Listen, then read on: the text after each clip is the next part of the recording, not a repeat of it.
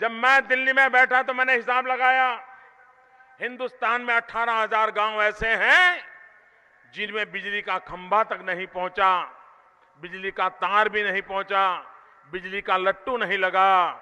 18,000 गांव 18वीं शताब्दी में जीने के लिए मजबूर थे। बिजली देखी नहीं थी उन्होंने। मैंने आकर के कहा मुझे 1000 दिन में 18,000 गांवों में बिजली पहुंचानी है। 2014 में हमारी सरकार बनी, 2014 में बनी। मैं जरा 2012 से 14 तक का जिनका काम बोलता है उनका काम क्या बोलता है मैं बताना चाहता हूं। मायावती जी ने 23 गांवों में बिजली पहुंचाई थी। ये नौजवान मुख्यमंत्री ने सिर्फ 3 गांवों में बिजली पहुंचाई। 3 2 साल में 3 गांव में खंभे लगे, तार पहुंचा।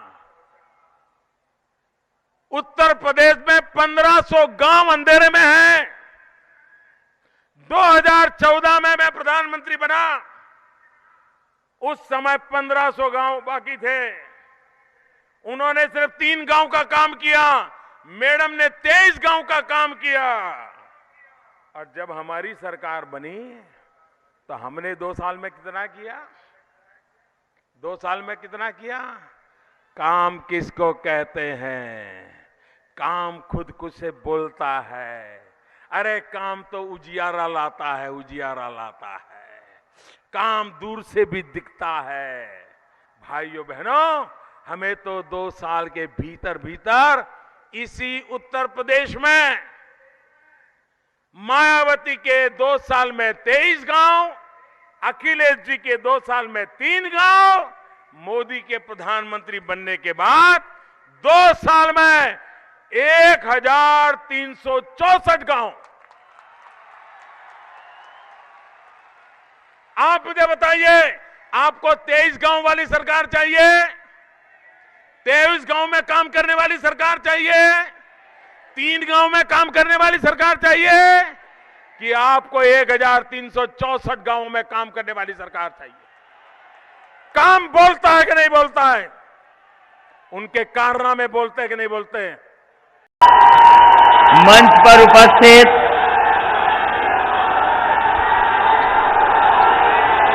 समाजवादी पार्टी के नेता और यहां के आपके हम सबके प्रत्याशी आदरणीय नेताजी और आज के कार्यक्रम की मुख्य अतिथि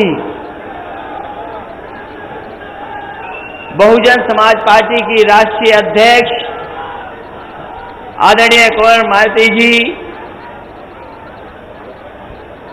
यहां पर मंच पर उपस्थित नौजवान साथी आकाश आनंद जी, आदरणीय सतीश मिश्रा जी, यहां के सांसद तेज प्रताप यादव जी, मंच पर उपस्थित बहुजन समाज पार्टी, समाजवादी पार्टी के सभी नेतागण और इस चुनावी जनसभा में उपस्थित बड़ी संख्या में हमारे किसान भाई, आदरणीय बुजुर्ग, माताएं, बहनें, नौजवान साथी और पत्रकार बंधुओं, मैं सबसे पहले आदरणीय मायावती जी का बहुत बहुत धन्यवाद और आभार प्रकट करना चाहता हूं। ये ऐतिहासिक क्षण है जहां पर आपने जनता से अपील की है कि आदरणीय नेताजी को अच्छे वोटों से जिताएं।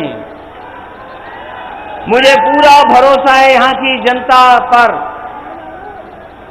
कि नेताजी की सेवाओं का और नेताजी के विकास को और नेताजी ने जिस तरीके से हम सबको जगाने का काम किया, जिस तरीके से हमें और आपको इस राजनीति में और समाज में सम्मान देने का मौका मिला है, आज आपकी अपील के बाद मैनपुरी लोकसभा की जनता ऐतिहासिक वोटों से जिताने जा रही है।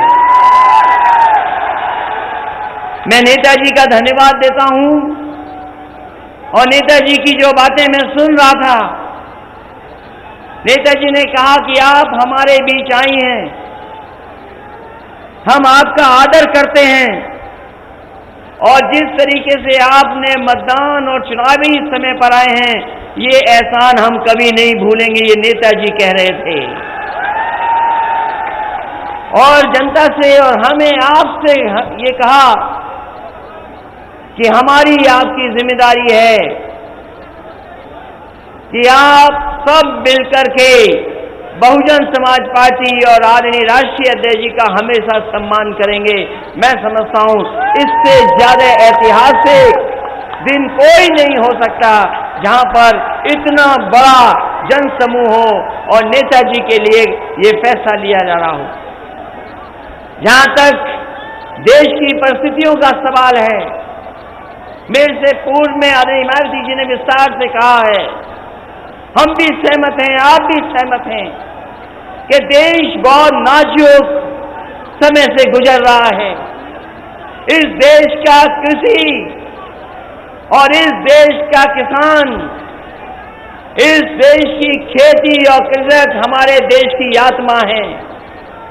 हमारे किसान भाई दुखी हैं, गांव में रहने वाले लोगों के साथ धोखा हुआ, हमारे किसानों की फसल की पैदावार की चोरी हो गई, जो लाभकारी मूल्य मिलना था वो भी चोरी हो गई, और जो हमें खाद मिल रही, यूरिया मिल रही है, उसमें भी भारतीय जनता पार्टी के लोगों ने 5 किलो यूरिया और खाद की चोरी करने का काम किया है। इन नौजवानों का भविष्य अंधकार में है, इनकी नौकरी और रोजगार खत्म हो गया। इसलिए ये चुनाव जहां देश के भविष्य से जुड़ा है, वहीं इस देश के आबादी के सबसे ज्यादा गरीब, दलित, पिछड़े, अल्पसंख्यक, उनके भाग्य से भी जुड़ा हुआ ये चुनाव है। आने वाले समय में सरकार कौन सी बने, उसका फैसला होने जा रहा है। भारतीय जनता पार्टी के लोग कहते हैं कि हमें नया भारत बनाना है। ये महागठबंधन कहता है हमें नया प्रधानमंत्री बनाना है, और जब नया प्रधानमंत्री बनेगा तभी जाकर के हमारा भारत नया बनेगा।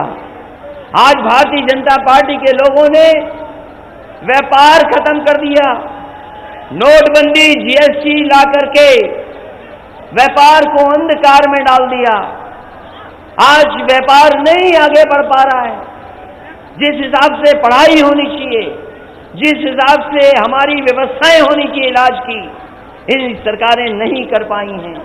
वहीं आपको याद होगा, अगर कभी उत्तर प्रदेश का विकास हुआ है और तेजी से ग्रामीण क्षेत्र की जनता का विकास हुआ है, तो सपा और बसपा ने मिलकर के इस जनता को खुशहाली के रास्ते पे ले जाने का काम किया। ये मैनपुरी लोकसभा, इससे समाजवादियों का इतिहास जुड़ा है, ये समाजवादियों की विरासत का क्षेत्र है। और जब नेताजी चुनाव लड़ रहे हो तो बताओ मैनपुरी के लोगों, देश की सबसे बड़ी जीतें जो हों उसमें नेताजी की जीत शामिल हो कि न हो। और जब आदरणीय मायावती जी भी निवेदन कर रही हैं, अपील करके जा रही हैं, तो हमें कहीं शक नहीं है देश की जो सबसे बड़ी जीत होगी वो मैनपुरी लोकसभा की नेताजी की होने जा रही है। ये जो दिल्ली का रास्ता आसान हुआ है मैनपुरी के लोगों आपके लिए, अब तो मैनपुरी के व्यापारी लोग जब जाना चाहते हैं मैनपुरी गाड़ी उठाते और एक्सप्रेसवे पे चले जाते हैं। ये बताओ, रास्ता आसान अगर दिल्ली का किसी ने किया है तो बहुजन समाज पार्टी और समाजवादी पार्टी ने मिलकर के ऐसी सड़क दुनिया की दी है जिसमें आपका आसान सफर हो गया। दिल्ली करीब ला दी, सपा बसपा ने दिल्ली को करीब कर दिया, आपके पास दिल्ली पहुंचा दी। बताओ आपकी जिम्मेदारी नहीं बनती कि सपा और बसपा और एलडी के लिए भी दिल्ली आप करीब ला दें। जहां तक विकास कार्य हैं, चाहे अस्पताल बने हो, चाहे सैनिक स्कूल बना हो, चाहे इंजीनियरिंग कॉलेज बना हो, चाहे 102, 108 और चाहे ये 100 नंबर वाली पुलिस, अगर किसी ने व्यवस्था दी है तो समाजवादियों ने दे करके दिखाई है। आज कानून व्यवस्था चौपट है। हमारे बाबा मुख्यमंत्री ने पता नहीं क्या कर दिया 100 नंबर को, ये 100 नंबर भी बर्बाद हो गई और वही बीमारी लग गई जिस बीमारी को हटाने के लिए 100 नंबर लागू करने का काम किया था। लोग तमाम बातें कर रहे हैं। जो देश के प्रधानमंत्री हैं वो पहले हमारे आपके बीच में चाय वाला बन करके आए थे, चाय वाला बन करके आए और न जाने कैसी चाय निकली।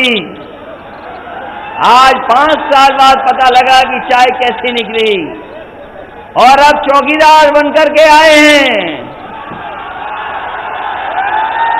और अगर ये बात जानते हो और अगर ये बात जान गए हो आप, तो बताओ चौकी छीनोगे कि नहीं छीनोगे? इसलिए जहां देश को बदलना है